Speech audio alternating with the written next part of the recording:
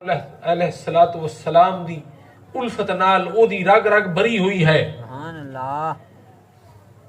अगर वो साडे चों किसी बंदे नूं नहीं भी कोई अच्छा समझदा ते कोई मसला नहीं, वो हतमी अच्छे नूं तो अच्छा समझदा है ना जी, असली अच्छे नूं तो अच्छा समझदा है ना जी।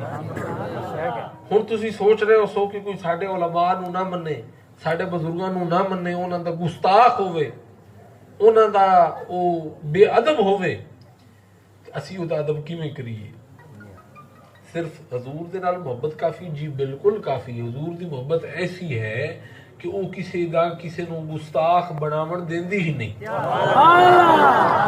ये हो ही नहीं सकता कि एक आदमी नूं हजूर नाल मोहब्बत होवे वो अल्लाह दे वलियां दा गुस्ताख होवे। ये हो ही नहीं सकता, ये हो ही नहीं सकता कि एक आदमी नूं हुजूर पुर नूर नाल